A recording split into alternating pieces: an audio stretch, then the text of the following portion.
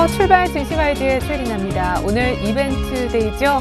금통위의 금리 결정이 있고 옵션 만기까지 겹쳐 있는 데다가 전일 중국에서는 수출입 지표가 잘 나왔는데 오늘은 또 중국의 소비자 및 생산자 물가 지표도 발표가 예정이 되어 있습니다.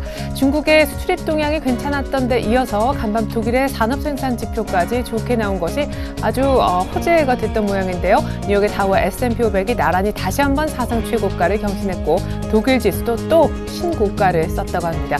우리 증시 오늘 만기니까 끝까지 봐야 되겠고 오전에는 금통위 결과를 또 장중에는 중국의 지표를 변동성도 참 커질 수 있겠다 싶은데요. 투자하시는데 유의하시면 좋겠습니다. 먼저 간밤의 글로벌 분위기부터 챙겨드릴게요. 네, 뉴욕 증시에 앞서서 지표부터 나온 것을 보면요. 중국의 4월 무역 지표 예상 밖의 호조세를 기록했었죠. 수출뿐만이 아니라 수입까지 예상치를 웃돌았는데 지난 4월 달 기준 중국 수출은 전년 동월 대비 14.7%, 수입은 16.8% 각각 늘어났습니다. 독일 산업 생산도 두 달 연속 증가세를 보였는데 지난 3월 산업 생산은 전월 대비 1.2% 상승해 전망치 0.1% 하락을 크게 웃돌았습니다. 이에 뉴욕 증시는 다우와 S&P 500이 또다시 사상 최고치를 기록하는 등 랠리를 이어가는데요.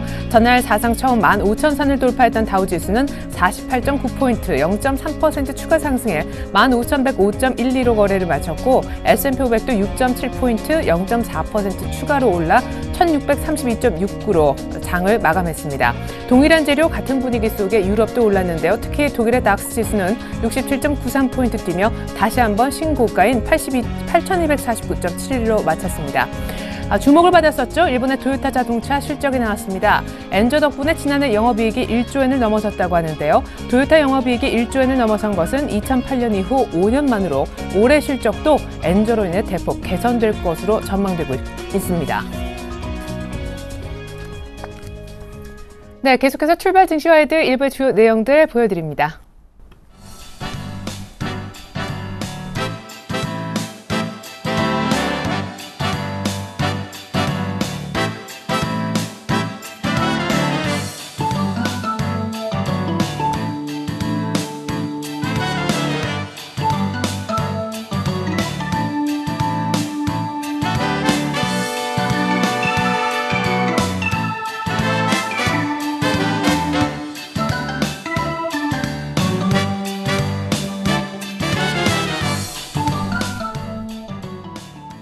네, 먼저 시초가 공략주부터 알아보겠습니다. 메리츠 종금증권 강정호 부장님 연결합니다. 안녕하세요. 네, 안녕하세요. 네, 전일 시초가 공략 종목이었죠. NC소프트 시초가 대비 장중 2% 넘게 오르긴 했는데 종가상은 약간 조정세를 보인 것 같더라고요. AS 들어볼게요.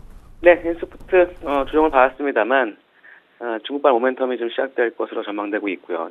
중국 블레인드 앤 소울에 대한 클러리비티 테스트가 실시를 좀 할 예정으로 있습니다. 그래서 이 관련된 모멘텀과 그동안의 그 불안 요소, 대주주 지분 매각과 블레인드 앤 소울의 국내 흥행 부진 부분이 중국의 모멘텀으로 상승될 것으로 전망되고 있고요. 제가 제시한 목표가 18만 원까지 계속적으로 보유 전략 제시하도록 하겠습니다. 네, 보유 AS 들어봤습니다. 오늘 시초가 공략 종목이 서울 반도체 3만 원 정도인데 공략을 생각하시는 이유는 어디 있나요? 네, 서울반도체 물론 공교롭게 메리츠종금증권에서 리포트가 나왔던 모습을 좀 보였는데요. 네. 서울반도체는 최근에 LED 업종들이 약세를 보였는데 1분기 실적 부분 때문에 좀 약세를 좀 보였던 것 같습니다. 2012년 5월 기준으로 해서 글로벌 시장 점유율 5%를 차지하고 있으면서 글로벌 5위 업체고요. 1분기 연결 실적 매출액은 영업이익과 매출액 각각 매출액은 2,084억과 영업이익 118억을 기록할 것으로 전망되고 있습니다. 전체 매출액 중에 조명과 기타 매출비 중에 52%에 이를 것으로 좀 전망되고 있고요. 미국과 중국 지역의 공공기관 이 수요로 인해서 조명용 매출이 양호했습니다만 이 조명 위주로 단가 인하가 전분기 대비 10% 이상 진행되면서 영업이익률이 5% 정도를 기록하는 어떤 모습을 보여서 만족하지 못하는 그런 모습을 좀 파악되고 있습니다만 2분기에 서울반도체의 매출액과 영업이익 각각 전분기 대비해서 40%와 80% 이상 증가할 것으로 전망되고 있습니다. 실적 개선 본격화를 전망하고 있는데요. 계열적 PC를 탈피하고 태블릿 PC용 매출이 본격적으로 시작될 전망으로 있기 때문에 이에 따른 2분기 실적 호전이 예상되고 있습니다. 태블릿 PC가 이 슬림하고 단가가 높은 제품입니다만 이 이 주력 제품에 이제 납품되면서 매출 증가와 수익성에 모두 도움이 될 것으로 전망되고 있고요.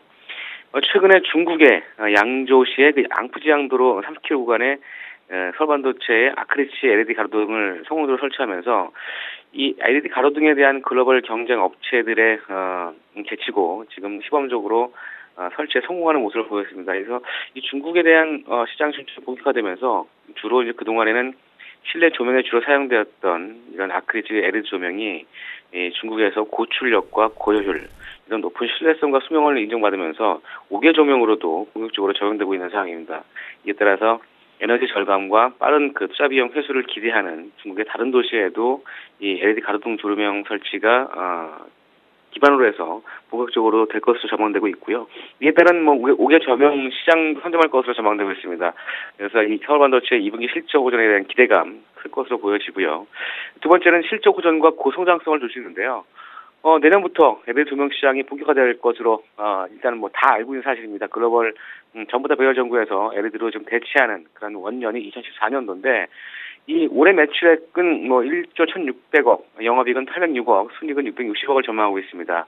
지난해 영업이익 179억 대비해서 올해는 806억으로 대폭 증가할 것으로 전망되고 있고요. 2014년 원년인 것처럼 올해 대비 40% 이상의 성장성을 좀 부과할 것으로 전망되고 있고요. 고성장성 프리미엄 부과가 충분히 가능하다라고 보시면 되겠습니다. 사실 그동안 서울반도체의 밸류에이션이 상당히 좀 고평가 부분이 있었는데요.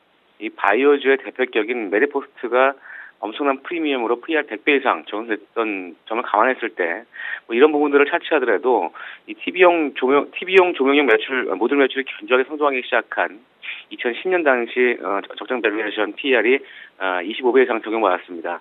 최소한 30배 이상은 적용받을 수 있는 그런 프리미엄을 부과할 수 있을 것으로 판단되어지고요.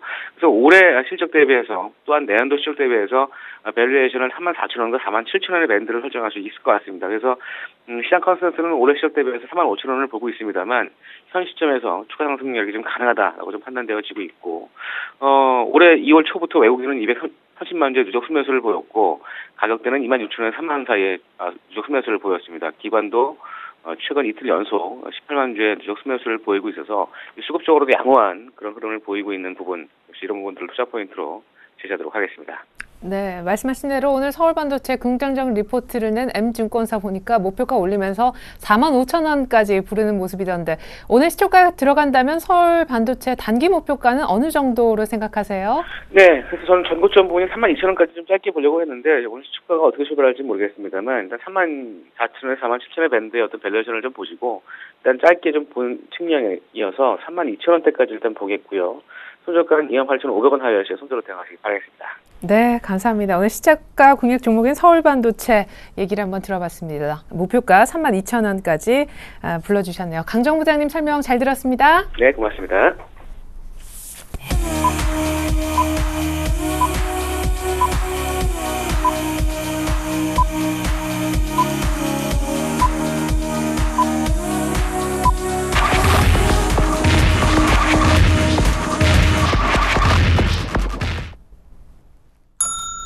네, 5월 9일 목요일 우리 시장 열렸습니다. 오늘 주의하실 부분이 많다고 아까 말씀을 좀 드렸는데요. 자, 다시 한번 복기를 해보면 뉴욕과 유럽 증시 다시 한번 사상 최고치 신고가를 썼습니다. 의외로 독일에서 나오는 지표가 계속 좋고요. 중국 지표도 예상을 뛰어넘고 있는데 중국에서도 오늘 물가 지표가 나오지만 우리도 금통의 기준금리 결정과 마지막까지 변수로 작용할 수 있는 옵션 만기라는 변수가 남아있는 상황입니다. 자, 어떻게 시장이 반응할지 금리는 동결될까요? 옵션 만기는 별로 영향을 주지 않을까요? 여기까지가 컨센서스 있긴 한데요. 개장 상황부터 짚어보도록 하겠습니다. 전문가 두 분 나와 계십니다. 먼저 임형식 전문가님 소개해드리겠고 샘플러스 로즈스타 클럽에 계시는 이상로 전문가님도 만나보시죠. 안녕하세요. 네, 안녕하세요. 반갑습니다. 네, 자, 또 신고가 사상 최고치예요. 사실 여러 가지 변수가 많은 날이기도 하지만 우리 증시가 출발부터 어느 정도 우리도 비슷하게 올라가 줄까 궁금하거든요. 네, 오늘은 한 6, 7포인트 상승한 1964포인트에서 출발하고 있는데 전반적으로 시장 흐름이 좋습니다. 시가총액 상위 종목군부터 하위권까지 그런 흐름이 상승 흐름이 전개되고 있는데요. 뭐 삼성전자, 현대차 강보합권 내지 약보합권에서 출발하고 있는 모습을 보여주고 있고, 최근 낙폭이 컸던 기아차 쪽으로 수급이 다소 개선되면서 기아차의 반등이 의외로 강하게 전개된 흐름이 형성되면서 금일은 뭐 눌림목 조정이 전개되고 있습니다. 특히 최근 들어서 뭐 신한지주라든가 KB금융 쪽으로도 뭐 상당히 수급이 개선되고 있는 그러한 모습을 보여주고 있죠.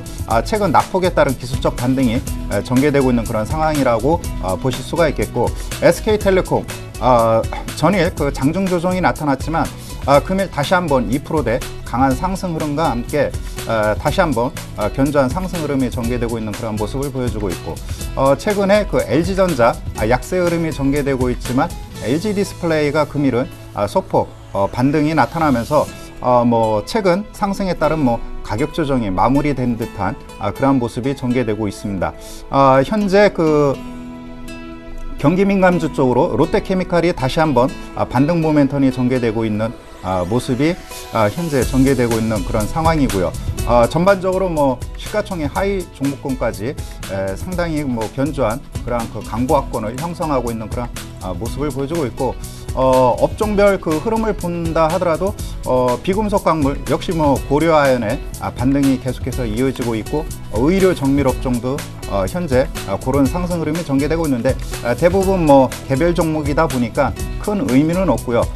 보시면은 전반적으로 업종 전반에 걸쳐서 기술적 반등이 고르게 강하게 형성되고 있는 그런 상황이라고 보실 수가 있겠습니다. 네, 그래요. 코스피는 소폭이지만 상승 출발하면서 1960선 시가에서 회복을 했고요. 옆나라 일본 출발 상황 보고 코스닥 분위기도 알려드립니다. 니케이가 0.5% 역시 소폭이지만 여기에서 더 올라가는 것 같습니다. 오늘 개장가가 14,366.95 이렇게 찍히고 있네요. 니케이도 우리도 소폭 상승 출발했고요. 코스닥은 580부근에서 네, 맞습니다. 579포인트까지 지금 올라와 있는 상황인데요. 코스닥의 분위기 자체가 글로벌 유동성을 그대로 받는 모습이라고 좀 말씀을 좀 드릴 수가 있겠고요. 거기에 대해서 미국 증시 그리고 일본 증시, 유럽 증시와 비슷한 흐름을 나타내는 것은 코스피보다는 코스닥이 좀 더 높지 않나, 그렇게 좀 정리를 좀 해드릴 수 있겠습니다. 일단 오늘 코스닥 같은 경우에는 어느 정도 외국인의 차익 실현 매물이 조금 나오는 상황이라고 좀 보시면 좋을 것 같고요. 현재 상황에서는 개인과 기관의 매수세를 우리가 눈여겨보실 필요가 있겠다, 그렇게 좀 말씀을 드리겠고, 시총 상위주 한번 같이 보시면요, 오늘 서울반도체가 2%대의 상승을 보이고 있습니다. 그래서 셀트리온 같은 경우에 지금 4%대의 약세 흐름을 나타내고 있는데, 전반적으로 시총 상위주들이 나머지 종목군들이 상당히 상승세를 보이면서 셀트리온의 그런 하락세 자체를 조금 무마시키고 있는 그런 과정이라고 좀 보시는 게 좋겠고요. 파라다이스 같은 경우에도 어느덧 지금 23,500원까지 올랐는데, 그만큼 시장의 분위기 자체가 중국 모멘텀이라는 그런 소비 관련주들이 뜨고 있다는 거겠죠. 그런 부분에서 우리가 한 번 더 주목을 해보셔야 되는 종목군이 아닌가, 그렇게 좀 말씀을 드리겠고요. 그리고 갤럭시 S4 관련으로 해서 파트론이라는 종목군, 그만큼 카메라 모듈, 카메라 센서 종목군들이 지금 상승률을 계속적으로 기록을 하고 있는데, 외국인들의 어느 정도 매수세 자체가 어느 정도는 지금 IT 부품 중에서도 케이스라든지 아니면 카메라 모듈, 카메라 센서 쪽에 집중되고 있다는 것을 우리가 한 번 더 인식을 할 필요가 있을 것 같습니다. 그리고 지금 시젠 같은 종목군 같이 보시면 5월 22일이죠. 5월 22일에 KBS 1TV를 통해서 히든 챔피언이라는 종목군에 이제 공개가 된다고 하더라고요. 그런 기대감에 지금은 조금 더 상승률을 부추기고 있지 않나, 그렇게 말씀을 드릴 수 있겠고, 지금 멘터주가 지금은 상당히 약세 과정이었는데 오늘은 어느 정도 반등이 좀 나타나고 있는 국면이라는 걸 한 번 더 인식을 하셨으면 좀 좋을 것 같습니다. 그만큼 옵션 만기를 앞두고 어느 정도 변동성이 크게 나타날 수 있는 코스피보다는 코스닥의 매수세 자체가 좀 더 집중되는 현상이 나타나는 분위기가 아닌가, 그렇게 말씀을 드리겠습니다. 네. 자, 코스닥이 오늘 480선 들어가기 바로 직전 국면이고, 코스피도 1960선 후반 정도의 모습입니다. 외환시장 분위기 살펴보겠습니다. 금통위 앞두고 어떻게 원달러는 움직이고 있을지요. 오늘은 IBK 투자증권으로 가보겠습니다. 김수만 연구원님, 안녕하세요. 안녕하십니까. 네, 원달러 환율 계속 폭락하면서 이제 1,080원대 중후반 정도인 것 같던데, 오늘 또 유로화의 모습에 따라 방향이 많이 갈릴 것 같습니다. 일단 지금 개장 분위기부터 전해주시죠. 네, 현재 달러원 시장은 전일 대비 3.55원 하락한 3원에 장을 시작했습니다. 현재는 하락폭을 약간 축소하고 있는 상황인데요. 일단 간밤 글로벌 외환시장 동향부터 말씀드리겠습니다. 유로화는 독일 경제지표 호조가 지속되면서 미국 달러와 엔화 대비 상승하였습니다. 유로화는 달러화에 대해 유로당 1.3152달러를 기록하면서 전일 대비 0.0073달러 상승하였고요. 엔달러의 경우에는 99.04엔을 기록하며 전일 대비 0.04엔 상승하였습니다. 독일의 3월 제조업 수주가 예상을 대폭 상회하는 증가세를 보인 가운데 전일 독일 산업 생산 역시 전월 대비 1.2% 증가해 예상치인 마이너스 0.2%를 크게 상회하는 실적을 보였습니다. 여기에 중국의 무역 수출 호조 역시 글로벌 위험 거래 증가를 견인하면서 유로화 강세를 이끌었습니다. 금일 국내 외환시장 같은 경우에는 5월 금통위가 금일 예정되어 있는 가운데 장중 변동성이 클 것으로 예상되고 있습니다. 일단 장 초반에는 간밤 여기 NDF 환율이 전일 현물한 종가 대비 3.1원 하락하면서 1083.4원을 기록하였습니다. 이에 따른 영향을 받아서 하락 압력이 우위를 보일 것으로 예상되고 있고요. 당국이 전일 구두 개입에 나서는 등 빠른 원달러 환율을 방어하려는 움직임을 보이고 있으나 실질적인 개입이 부진한 상황이고 내고 물량이 지속적으로 출회되고 있는 상황이라서 달러 매도 물량도 크진 않지만 섣불리 달러 매수에 나설 수 없는 상황이기 때문에 역시 하락 움직임이 좀 더 우위를 보일 것으로 예상하고 있습니다. 다만 금일 5월 금통위가 예정되어 있는데요. ECB하고 호주 중앙은행 등이 금리 인하에 나섰고 원엔 재정 환율이 전일 100엔당 1,100원 선을 하향 돌파하면서 대내외적으로 금리 인하 가능성이 굉장히 높아지고 있습니다. 또한 하지만 4월이 이어서 5월 역시 표결이 이루어질 가능성이 높고 김종수 총재가 여전히 강한 금리 동결 의사를 보이고 있기 때문에 금리 인하 여부는 여전히 불투명한 상황입니다. 만약 금리 인하가 단행된다면 원달러 환율의 하락은 제한될 것으로 보입니다. 그리고 또한 반등세로 접어들 수 있을 것으로 보고 있는데요. 반면 동결의 경우에는 최근 하락세를 좀 더 이어갈 수 있을 것으로 보고 있습니다. 하지만 앞서 말씀드린 것처럼 원외 환율 하락이 심상치 않은 상황이기 때문에 당국이 구두 개입에 그치는 것이 아니라 실제 개입에 곧 나설 것으로 보고 있습니다. 올해 초와 최근의 다른 점은 원외 환율 하락이 달러 환율 하락과 동시에 이루어지고 있기 때문에 국내 경제에 미치는 부정적인 영향이 더욱 클 것으로 예상되고 정부의 경기 부양 의지와 맞물려서 원외 환율이 2 이상 하락하는 것을 외환당국 입장에서도 두고만 볼 수 없는 상황으로 보고 있습니다. 따라서 당국의 개입 경계감으로 인해서 만약 기준금리를 동결할 경우에도 1,080원 선에서 지지력 테스트를 할 것으로 예상하고 있습니다. 따라서 금일 달러 환율 레인지는 1,080원에서 1,095원으로 예상하고 있습니다. 네, 일단은 밀리고 있긴 한데, 그리고 금리가 동결돼도 구두 개입이 있을 거라 아마 원달러 기준 1,080원은 지킬 것이다 라는 전망 들어봤습니다. 감사합니다. IBK 투자증권 김수만 연구원님 분석이 있었습니다. 잘 들었습니다. 감사합니다.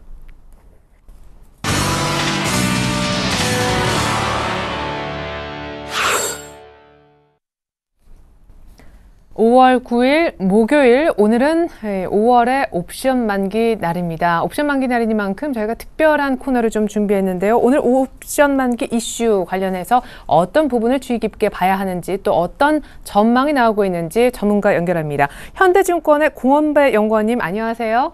예, 안녕하세요. 네, 옵션 만기 맞아서 나올 수 있는 물량은 굉장히 제한적이라고들 하는데 오히려 더 긍정적으로 매수입까지 기대할 수 있다고요? 예, 그렇습니다. 예. 어떤 이유에서 그리고 어떤 것들을 좀 주의 깊게 봐야 합니까? 예, 우선 순차익 잔고와 차익 거래 상황을 말씀드리면요. 순차익 잔고는 4.3조 원 수준으로 지난 만기 대비 소폭 증가했지만 여전히 부담 없는 수준이라 할 수 있습니다.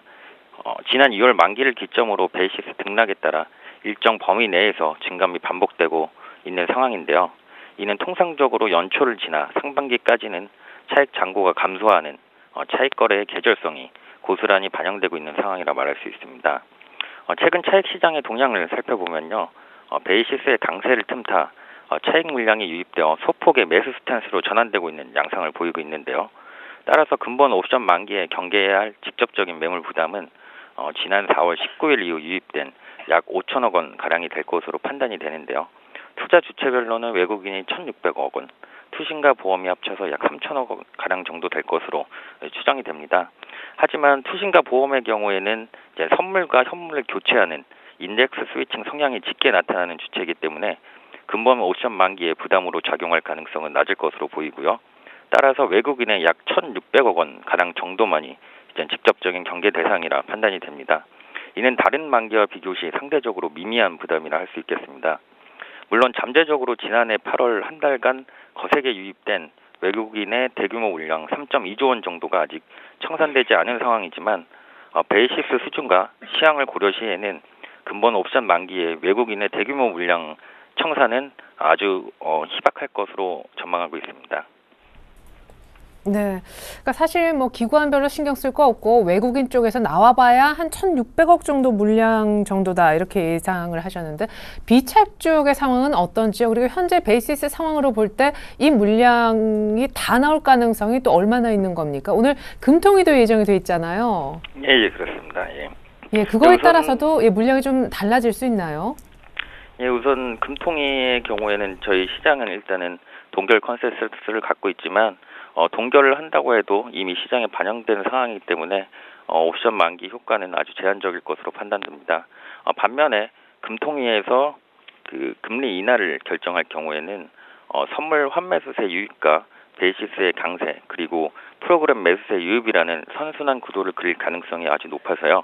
오히려 더욱 긍정적인 만기가 될 것으로 기대를 하고 있습니다.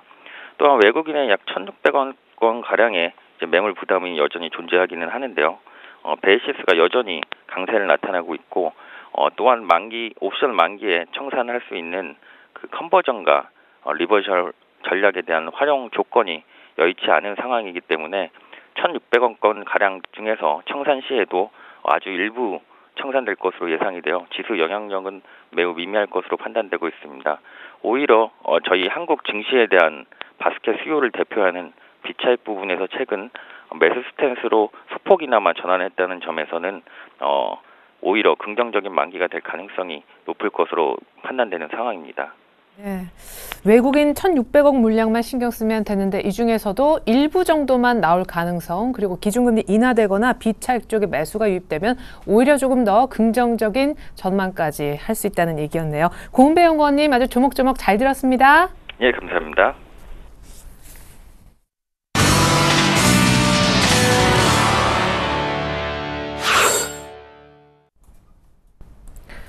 네, 옵션 만기 일이고 조금 있으면 약 한 1시간 정도 뒤가 될 것 같습니다. 금리 결정 결과를 받아들이게 될 텐데 이벤트 날 앞서 글로벌 증시 사상 최고치 코스피는 역시 뭐 그랬냐는 듯이 조용하게 흘러가고 있습니다. 1964선. 자, 이제 거래소 쪽 특징주를 하나하나 좀 살펴보죠. 삼성전자가 옵션 만기 이전에 계속 밀리더니만 옵션 만기 날 오르네요. 네, 그 뭐 삼성전자 뭐 계속해서 뭐 답보 상태가 전개되고 있는데 150만 원대 전후에서는 뭐 계속 그 중장기 투자자라면은 그 매수할 수 있는 그런 가격대가 아닌가 이렇게 판단이 됩니다. 네. 역시 뭐 수급이 발목을 잡고 있지만은 현재 그 삼성전자하고 LG전자가 합쳐서 그 북미 시장에서 애플 마켓 쉐어를 추월했다는 소식이 나타나고 있죠.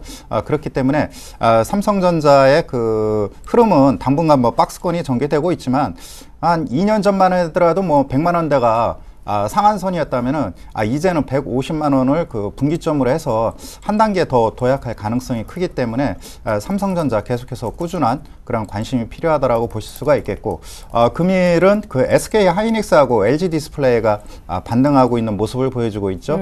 SK 하이닉스의 경우에는 뭐 눌림목 조정이 미약하게 전개되는 그런 모습을 보여주고 있고 반면에 LG 디스플레이의 경우에는 그 최근에 중국 로컬 업체들이 LCD에 대한 그런 대규모 투자로 인해서 공급 과잉 문제가 나오고 있는데 이 여파로 인해서 가격 조정이 다소 심하게 나타난 그런 상황인데 의미 있는 구간에서 반등이 나타나고 있는 그런 상황이라고 보실 수가 있겠고 금일은 뭐 눈여겨볼 곳이 그 은행 섹터인 것 같습니다. 최근에 낙폭이 컸던 종목군들의 기술적 반등이 나타나고 있는데 금일은 그 하나금융지주가 일단은 뭐 전일에 이어 금일도 그 반등이 좀 강하게 나타나는 그런 모습을 보여주고 있죠. 수급도 개선되고 있고 중요한 것은 그 외환은행과의 그런 합병이 마무리됨으로 인해서 이에 따른 시너지 효과가 현재 그 기다려진다라고 보실 수가 있겠고 최근에 그 기관 움직임을 보면은 낙폭과대 종목 그 다음에 지수 대형 종목군으로 기관 매수세가 유입되고 있는데 최근에 하나금융지주에 매수세가 유입되고 있고 전일 같은 경우는 뭐 KB금융 쪽으로 매수세가 이루어졌기 때문에 금일은 금융 섹터에 대한 그런 기술적 반등이 네. 다시 한번 양호하게 전개될 가능성이 매우 높은 그런 흐름이 전개되고 있다고 보실 수 있겠습니다. 네. 자, 그리고 뭐 여러 가지 지금 낙폭과대주도 많이 올라오는데 그 부분보다 더 급한 것이 이제 문제가 되고 있는 논란의 이슈 종목인 것 같습니다. 에이블 CNC하고 남양유업 같이 좀 봤으면 좋겠는데 오늘 남양유업은요 10시 반 정도에 대국민 사과를 한다고 하죠. 대국민 사과 앞두고 주가는 어떤 모습인지 한번 살펴보겠고 에이블 CNC는 어제 어닝 쇼크뿐만 아니라 뭐 부회장의 지분 정리? 네. 예, 오늘 또 급락 신저가네요. 저희 에이블NC의 경우에는 뭐 어제도 그 남양유업하고 뭐 비슷한 상황인데요. 에이블NC의 경우는 주가가 하락하기 전에 일단은 뭐 그 지점에 대한 그런 대리점에 대한 구조정이 있었죠. 지하철 역내에 있는 그런 매장을 철수하겠다라는 그런 이야기가 나오고 있었고 최근에 뭐 천연 화장품에 대한 그런 그 시장이 굉장히 커가고 있는데 방부제 논란으로 인해서 신뢰성을 하락하는 그런 상황이었고 최근에는 이쪽 화장품 시장이 2, 3년 동안 고도 성장을 했습니다. 그러다 보니까 경쟁이 치열해지겠죠. 그렇다 보니까는 그 에이블NC가 좀 무리하게 그 사업 확장을 하고 마케팅 비용을 과다하게 지출하다 보니까 이 수익성 측면이 악화됐다라고 보실 수가 있겠습니다. 그렇기 때문에 전일 같은 경우 뭐 58,000원대 전후에서 진정되지 않을까 이런 그 예상을 했었는데 수익성 악화로 인해서 전일 하한가 이어 금일도 뭐 8%대 급락이 나타나고 있는데 당분간 회복하기까지는 좀 시간이 걸릴 것으로 보여집니다. 전반적으로 코스맥스의 경우에도 미국의 그 로레알 그 화장품 공장을 인수하면서 최근에 가격 조정을 받고 있습니다. LG생활건강이 일본 업체를 인수하면서 단기적으로는 뭐 비용 부담 이러한 것들로 인해서 조정을 받고 있는데 화장품 섹터가 전반적으로 가격 조정을 받고 있는 그런 상황이라고 보실 수가 있겠고 전일 뭐 실적 발표한 아모레퍼시픽의 경우에도 일부 그 비용 증가로 인해서 수익성이 다소 침체되는 그런 모습을 보여주고 있기 때문에 화장품 섹터 당분간 쉬어가는 흐름이 전개되지 않을까 이렇게 판단이 되고요. 네. 남양유업의 경우에는 그런 것 같습니다. 남양유업이 일단 오늘 반등은 나오네요. 반등은 나오는데 그 의미는 없는 것 같습니다. 유통 물량이 너무 적고 최근에 그 불거진 사태를 이렇게 보면은 남양유업이 좀 IR을 그 폐쇄적으로 하고 있는 것 같습니다. 그렇다 보니까 애널리스트들한테도 그 활발한 그러한 그 정보가 전달되지 못하는 그런 상황이 놓여 있다 보니까 뭐 차트 흐름은 상당히 좋고 가치주로 접근해 볼 만한 그런 상황이지만 유통 물량이 너무 적고요. 그 다음에 그 정보가 너무 폐쇄적이고 불확실한 그 IR로 인해서 투자자 여러분들이 접근하기는 좀 무리한 그런 상황이라고 보실 수가 있겠습니다. 예. 다만 남양유업 사태가 그 불거진 것은 뭐 최근 한 50대 전후로 해서 자영업자들이 많지 않습니까? 네. 가뜩이나 경기도 어려운데 이쪽 그 시대에 좀 역행하는 그런 그 불미스러운 사태로 인해서 좀 그 문매를 맞는 것 같습니다. 뭐 대부분 그 대기업들의 그런 상황이라고 보실 수 있을 텐데 남양유업의 주가의 경우에는 일단은 뭐 외면하는 것이 현 시점에서는 타당하다라고 보여집니다. 예, 갑자기 메일유업하고 동서 궁금해졌는데 메일유업도 오르고 오늘 동서도 추가적으로 오르네요. 자, 그리고 NHN도요. 오늘 아모레퍼시픽 아모레주인은 전일 장 끝나고 나서 실적이 공개됐는데 NHN은 오늘 개장 전에 실적이 나왔습니다. 나름 추세가 좋은 종목이라 오늘 실적 발표 이후 어떤 흐름인지 궁금한데 라인 덕을 참 많이 좀 봤다라는 소식이 있더라고요. 게임 업체들의 경우 뭐 최근 들어서 그런 것 같습니다. 그 뭐라 그럴까 그 라인이라든가 그 다음에 이쪽 그 비상장 업체인 카카오톡 이쪽 업체들의 그 플랫폼 매출이 그 증가하고 있는 그런 추세에 놓여 있습니다. 그 NHN 같은 경우는 현재 그 자회사인 그 한컴이죠. 기업 분할을 앞두고 있거든요. 그 이러한 그 모든 내용들이 현재 주가에 적절하게 그 반영되고 있는 것 같습니다. 그렇기 때문에 현재 시점에서 뭐 NHN을 매수하기는 좀 그 어정쩡한 그런 상황이라고 보실 수가 있겠습니다. 현재 일단 뭐 주가 차트를 보면은 적정 그 기업 분할을 할 수 있는 그런 현재 라인 사업 부분과 한컴 부분을 했을 때 라인 부분의 경우에는 한 30만 원대, 한컴 부분의 경우는 뭐 다시 그 기업 가치가 재상장한 이후에 그런 펀드멘탈의 이후에 추가 상승하겠지만 현재는 그 기업 분할과 모든 사업성을 바탕으로 해서 정정 주가 30만 원대에서 움직이고 있기 때문에 큰 메리트가 없다라고 보실 수가 있겠고 한 차례 그 숨고르기 조정 이후 그때 접근하는 것이 필요하다라고 판단이 되고요.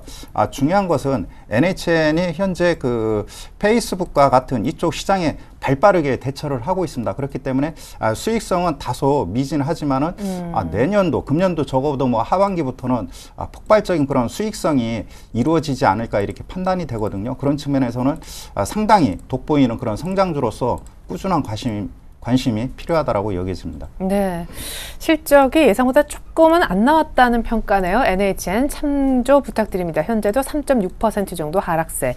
자, 580선 코앞에 두고서 약간 상승폭을 아쉽게 줄이는 코스닥의 특징주도 한번 볼까 합니다. 뭐 테마주도 오늘 궁금하시겠지만 무엇보다 시총에서 아주 큰 희비가 엇갈린 종목이 있네요. 서울반도체가 저희 오늘 시초가 공략 종목이었는데 거의 뭐 공략에 성공을 할 것 같습니다. 오늘만 3~4% 정도 급등하는 반면에 셀트리온이 6%나 밀려요? 네, 맞습니다. 일단 셀트리온 말이 상당히 많은 종목군이죠. 그만큼 거기에 대해서도 여러 번 뭐 서울경제TV를 통해서 말씀을 좀 드렸던 부분이고 지금은 또다시 주가 조작 혐의로 다시 한번 또 이렇게 안 좋은 소식이 좀 듣기고 있는데 셀트리온 같은 경우에는 일단은 바이오 제약주 전반적으로 지금 악영향을 미치고 있습니다. 그래서 지금 바이오 제약주가 무너지면서 다시 한 번 더 서울반도체라든지 아니면 자산 총액이 높은 시총이 높은 종목군들로 지금 분산 투자가 되고 있는 상황이거든요. 그만큼 지금 코스닥 지수 자체는 상당히 좋은데 거기에 대해서 셀트리온이 이렇게 부진한 모습을 보인다면 여기에 대안은 어떤 것을 찾을까 그런 관점에서 지금 셀트리온 쪽에 좀 더 호조가 조금 더 이어진다고 좀 보시면 좋겠고요.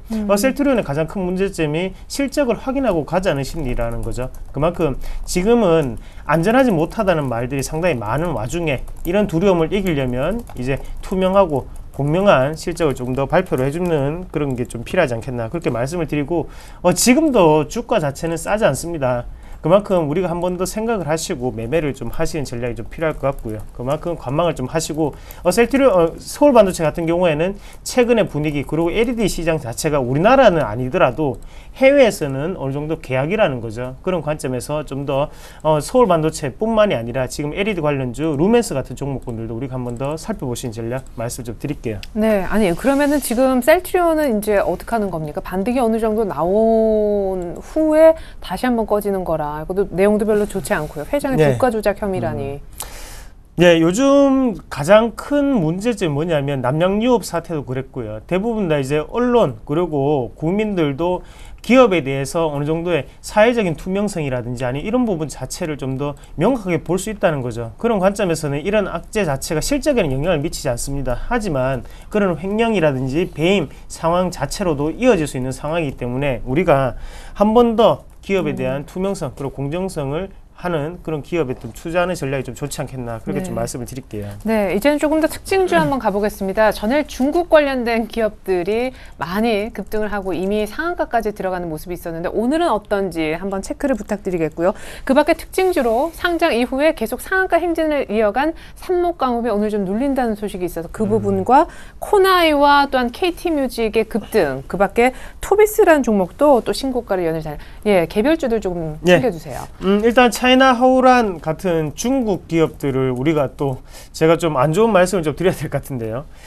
중국 고섬이라는 기업이 있었죠. 근데 어느 순간에 갑자기 상장 폐지가 되는 상황이 좀 발생을 했습니다. 그리고 맞습니다.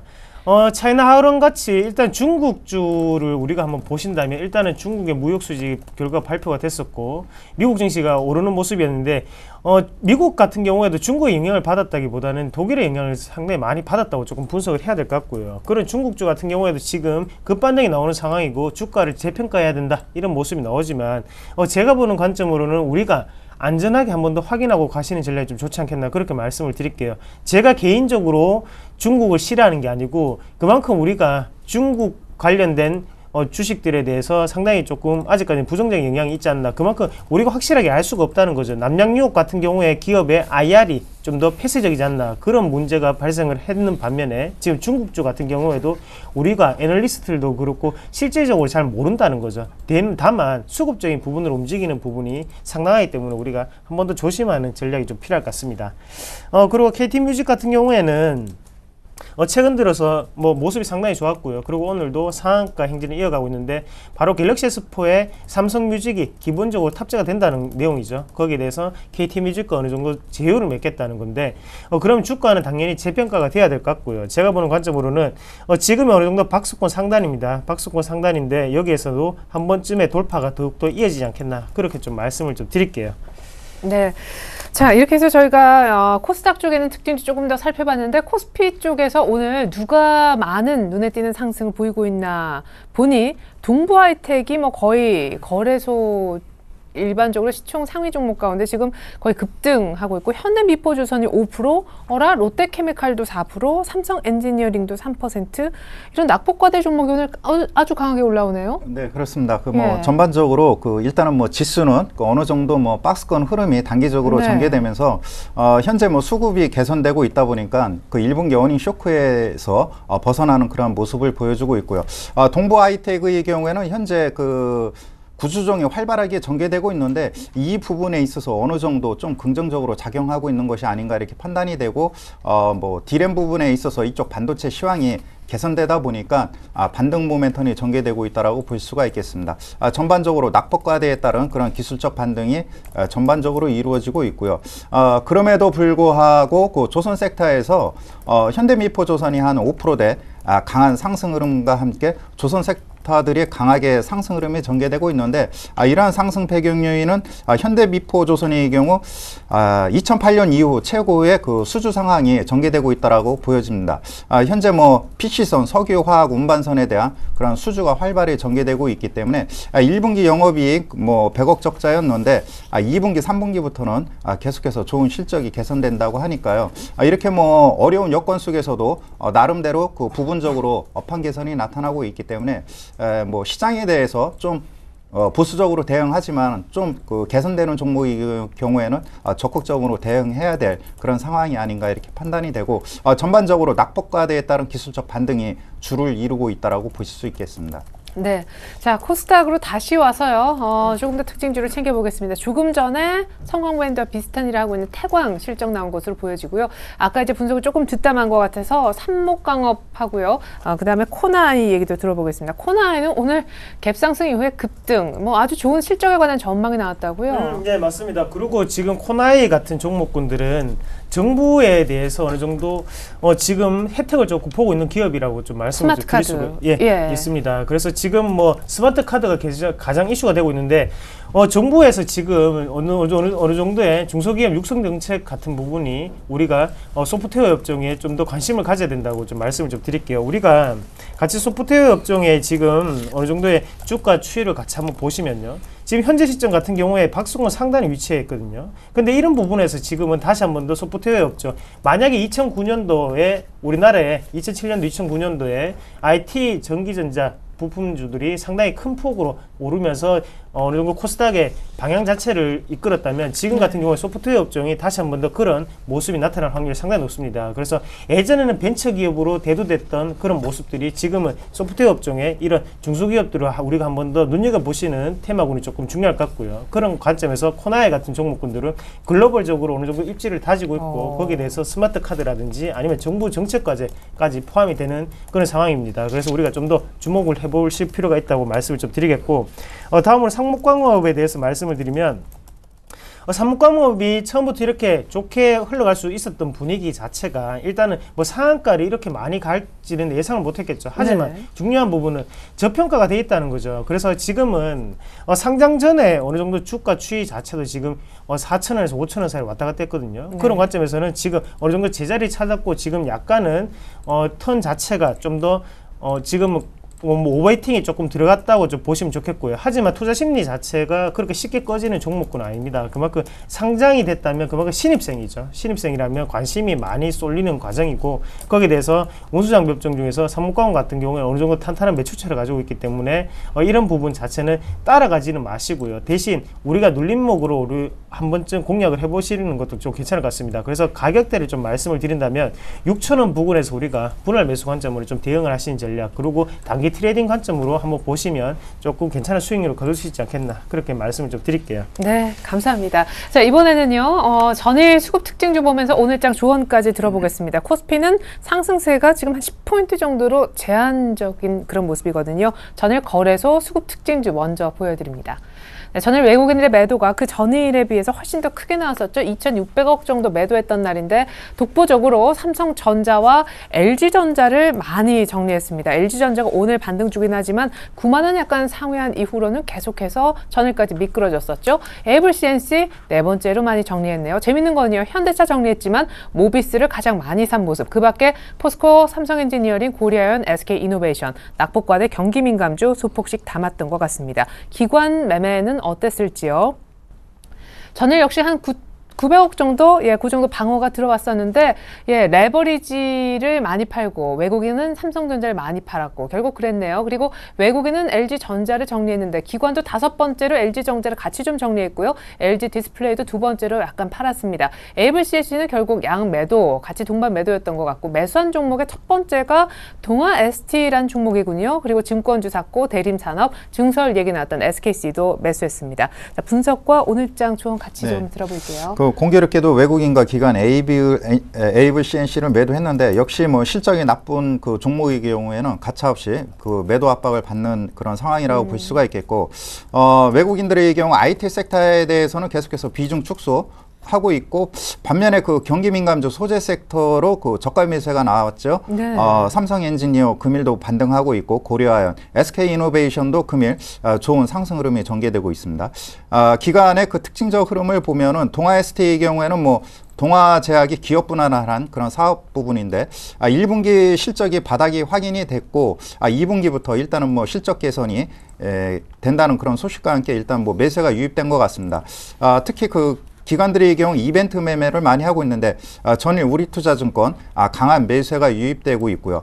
최근 건설 섹터가 그 차별화되고 있죠. 그 대림산업의 경우 그 뭐 금일도 한 2.3% 상승하고 있는데, 이 부분에 있어서 차별화가 현재 진행되고 있다라고 보실 수가 있겠습니다. 네, 그러면 이제 저희도 경기민감주를 좀 따라 사면 좋을지 조언은 어떻게 주실 건가요? 네, 그 금일 같은 경우는 뭐 그 롯데케미칼, 그 다음에 금호성유도 반등하고 있고, 그 최근에 뭐 턴어라운드가 관련된 앞서서 소개해드린 뭐 현대미포조선 턴어라운드가 확실하다 보니까 저가 메리트와 함께 큰 폭의 상승 흐름이 전개되고 있는데, 낙폭과대주 중에서 2분기, 3분기 실적 개선이 예상되는 그런 업종과 종목의 경우에는 계속해서 차별화가 장사되면서 강한 반등이 이어질 것으로 예상이 되기 때문에 좀 뭐 시간이 걸리겠지만 가격 메리트는 있다라고 보실 수가 있겠습니다. 다만 실적이 검증된 종목군으로 일단 우선적으로 대응할 필요가 있다라고 여겨집니다. 네, 낙폭과대주 사도 괜찮지만 그 중에서도 턴어라운드 종목으로 선별 접근하라는 의견이셨습니다. 자, 전일 코스닥 수급 특징주와 역시 오늘장 조언 들어보죠. 자, 코스닥의 수급 특징주 먼저 보여드립니다. 외국인과 기관이 어제 소폭씩 같이 샀던 날이죠. 산 쪽을 먼저 보면 컴투스 샀고, 메일유업, 남양유업에 반사익 받는 종목도 샀고, 외국인은 파트론을 뭐 계속 놓지 않고 있어요. 세코닉스도 그렇고, 오스템 임플란트 계속 외국인이 만졌던 그런 종목이죠. 많이 팔았던 1위는 오늘 급락하는 셀트리온입니다. 참 빠르기도 해요. 제닉도 정리했고, 그리고 YG엔터도 한 5번째 정도로 일단 사지 않았군요. 동선은 좀 외국인이 팔았습니다. 자, 기관의 역시 매매를 한번 보죠. 전일 수급 기준으로 한 것입니다. 자, 기관은 오스템 임플란트를요, 첫 번째로 많이 담았습니다. 그리고 대한약품, JC도 어제 좀 반등 줬고, 저희가 오늘 잠깐 전에 얘기하고 스마트카드, 뭐 유심 얘기했던 코나이가 기관의 어제 러브콜을 받았고요. 동서를 외국인은 팔았지만 기관은 매수했습니다. 기관은 또 메일유업은 팔았네요. 자, 분석 한번 들어볼까요? 이제 상당히 개별주 장세죠. 네. 그만큼 코스닥 같은 경우에는 기업의 가치에 따라서 지금 조금 달라지는 형국이 좀 나오고 있고요. 거기에 대해서 IT 부품이라고 뭉퉁 이렇게 말씀을 드리기보다는 지금은 카메라 모듈에 어느 정도 집중을 하고 있는 상태다고 좀 정리를 해드릴 수 있겠습니다. 세코닉스라든지 아니면 지금 파트론 같은 경우에는 그만큼 글로벌적인 기술력을 기반으로 해서 외국인들의 매수세가 좀 들어온다고 보시면 좋을 것 같고요. 그리고 전체적인 종목군들 보면 지금 모바일 게임주에 어느 정도 소폭의 상승세가 조금 눈에 띄는데 그만큼 지금 컴투스라든지 아니면 지금 JC 같은 경우에는 신작 출시를 앞두고 있거든요. 그런 어느 정도 기대감 자체가 작용할 수 있는 시장의 분위기, 그렇게 좀 정리를 해드릴 수가 있겠습니다. 네, 그러면 우리 이상로 전문가님의 오늘장 조언 역시 들어보겠습니다. 네, 지금 시장이 반등을 하기 위해서는 당연히 IT, 전기전자, 경기 민감주가 그만큼 올라줘야 된다는 거겠죠. 지금은 다른 뭐 여타의 경기 부양 관련주죠. 그래서 건설업종이라든지 철강업종이 지금 사실상 오르기는 조금 제한적인 부분이 상당히 많습니다. 그만큼 외국인의 매도세 자체가 지금은 증시의 발목을 잡고 있다고 보시면 좋을 것 같고요. 그러면 우리나라가 여기에서 다시 한 번 더 큰 폭의 반등을 어느 정도 기록을 하기 위해서는 당연히 전기전자 업종이 조금 더 리드를 해주는 부분이 조금 중요할 것 같고, 지금은 삼성전자 뭐 지금 150만 원까지 다시 한 번 더 회복이 됐는데 지금 자리는 매수 타이밍으로 우리가 보시고 어느 정도 장기적인 관점으로 들고 가신다면 틀림없이 수익이 좀 날 수 있는 종목군이 아닌가, 그렇게 좀 말씀을 좀 드릴게요. 네, 감사합니다. 지금까지 임형식 전문가님 그리고 이상로 전문가님과 함께 출발 흐름 짚어봤습니다. 참고로 코스닥은 하락 전환됐습니다. 두 분 감사합니다. 네, 고맙습니다.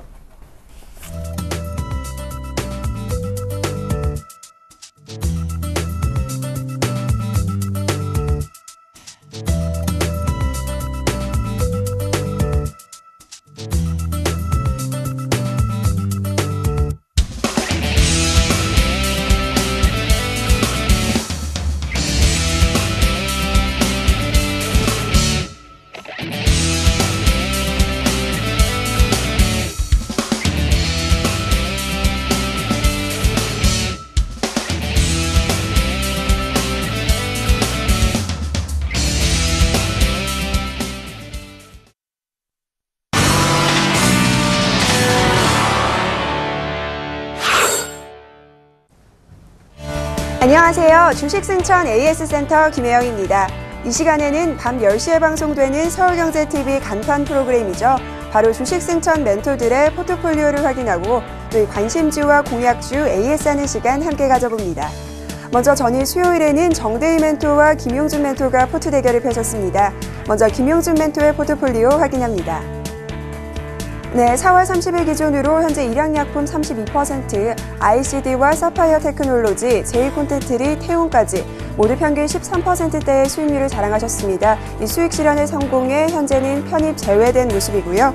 이어서 오늘 신규 편입된 종목 살펴봐야죠. 하이비전 시스템, 오늘 매수가 4,980원입니다.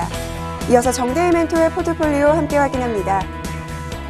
인터파크가 20% 양호한 수익률입니다. 이어서 탱크윙과 위메이드 각각 9%와 7%, 인터플렉스 두 자릿대네요. 25%대의 수익률 자랑하고 있고요. 의견은 모두 보유하자라는 의견입니다. 이어서 비아트론 오늘 신규 편입된 종목입니다. 다음은 어제 출연자들의 오늘장 승천주 확인해 봐야 할 텐데요. 먼저 김용준 멘토의 오늘장 공략주 확인해 봅니다. 하이비전 시스템 오늘 출전하셨습니다. 카메라 모듈 공정과 검사 장비 개발 업체인데요. 매수가는 오늘 시초가인 5,020원, 목표가가 6,000원, 손절가는 4,400원입니다. 이어서 정대희 멘토님의 오늘장 공략주도 살펴봐야겠죠. 패널업체 설비 투자에 따른 변화 수혜가 기대되는 종목입니다. 비아트론 추천해 주셨는데요. 현재 매수가는 19,600원, 목표가는 22,000원, 손절가는 18,400원입니다. 이어서 두 종목 모두 현재가 흐름 살펴봐야겠죠. 먼저 하이비전 시스템입니다. 현재 강보합권에서의 흐름입니다. 4,950원에 거래되는 모습이고요. 이어서 비아트론 살펴봐야겠죠. 비아트론 현재 1%대의 내림세입니다. 매수가 미도달한 상태인데요. 정대희 멘토님 연결해서 오늘 공략주인 비아트론에 대한 투자 전략 자세하게 살펴보겠습니다. 멘토님 안녕하세요.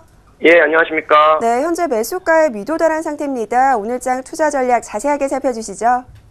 예, 어제 제시해드린 대로요. 매수가는 지금 예상했던 대로 5일선 부근인 19,600원 정도에 천천히 기다리시면 오실 것 같고요.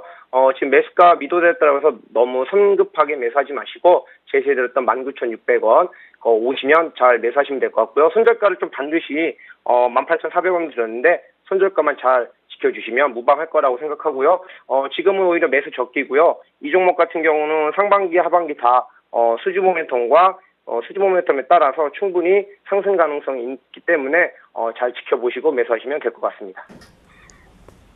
네, 조금 더 지켜본 후에 매수가로 제시하진 19,600원 도달하면 매수하자라는 의견 살펴주셨습니다. 정대희 멘토님 오늘 말씀 감사합니다. 예, 감사합니다. 네, 저는 내일 이 시간 다시 찾아오겠습니다. 지금까지 주식승천 AS센터 김혜영이었습니다.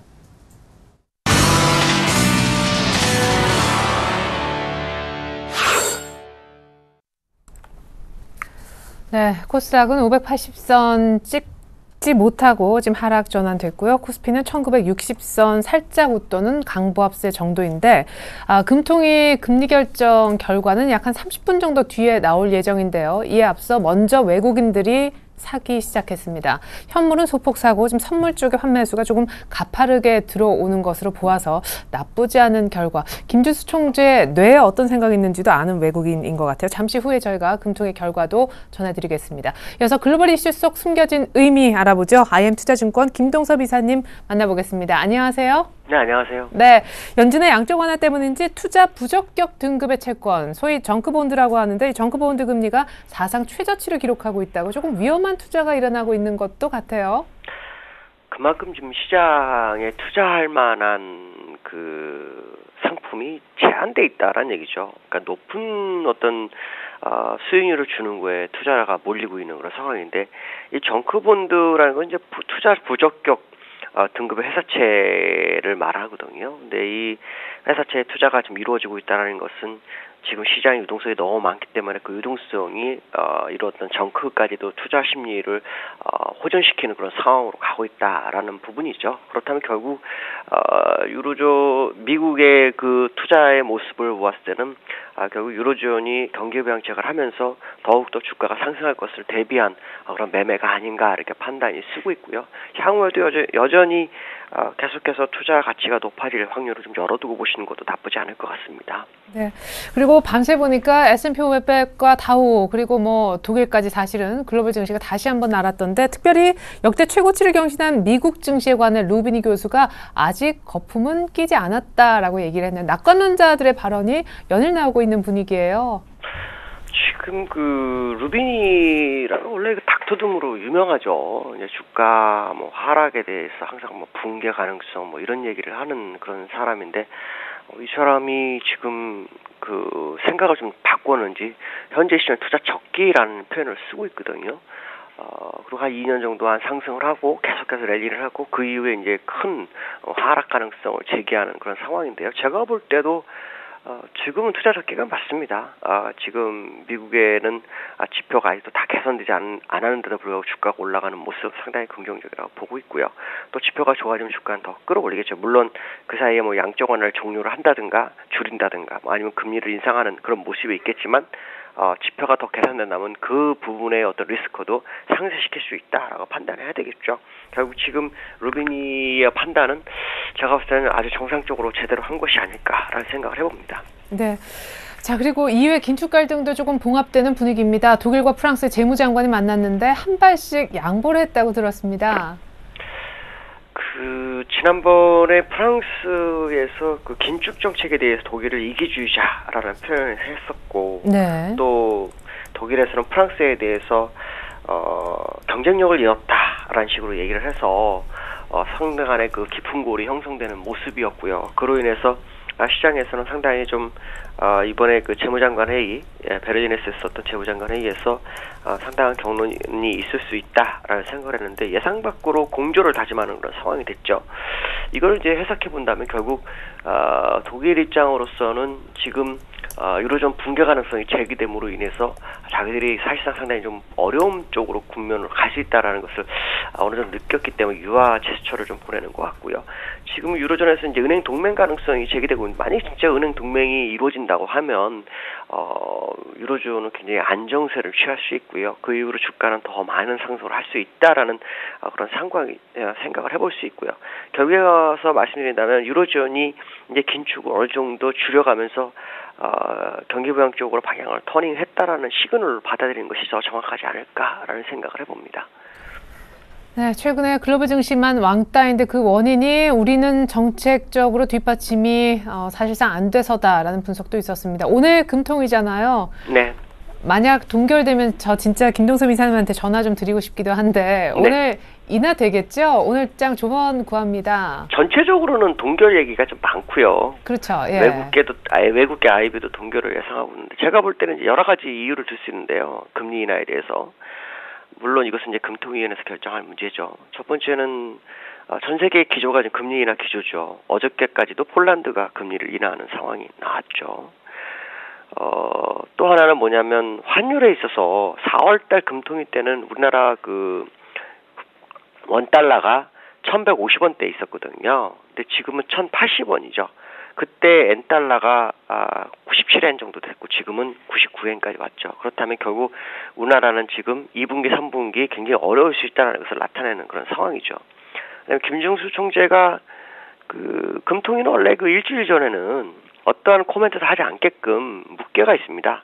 이게 돼 있는데 이게 이제 법적인 효력은 없죠. 그렇지만 이때까지 그게 지켜졌는데 그거를 깨는 상황이 나왔다는 얘기는 금통위원들 사이에 변화가 감지한 것이 아닌가. 그래서 자기의 동결 의지를 다시 한번 확인시키는 그런 작업을 했지 않았을까라는 생각이 좀 들고 있고요. 제가 볼 때는 금리 동결보다는 인하가 더 현실에 맞지 않느냐라고 판단하고 있습니다. 예, 그러면 오늘부터 이제 금리 인하가 되면 드디어 우리도 정책적으로 뭔가 보조 혹은 공조가 내부적으로 나오면서 시장도 가는 거겠지요? 아무래도 금리 인하가 된다면 그동안 발목을 잡았던 가장 문제된 정책적인 문제가 해결되기 때문에요. 시장은 이제 그동안 못 갔던 것에 분풀이 장이 오겠죠. 그렇게 생각이 될 것 같습니다. 예, 그러면 오늘 조언은 그냥 금리 인하 거의 예정 수순으로 이렇게 그 다음 시장 보고 있습니다. 예, 알겠습니다. 네. 그래요. 금리 인하로 인한 시장 상승을 기대하신다는 김동섭 이사님 말씀이 현실화됐으면 좋겠습니다. 김동섭 이사님 말씀 감사합니다. 네, 감사합니다. 네, 그래요. 외국인들도 조금 전부터 사기 시작했어요. 현물은 다시 조금 매도 쪽으로 바뀌었지만 선물 쪽의 환매수가 굉장히 가파르게 들어오고 있습니다. 그런데도 시장은 아직 1960 초반인데 이게 이제 30분 후부터 변화가 되겠죠. 전 잠시 후에 2부로 다시 돌아와서 금통위 결과도 알려드리겠습니다. 감사합니다.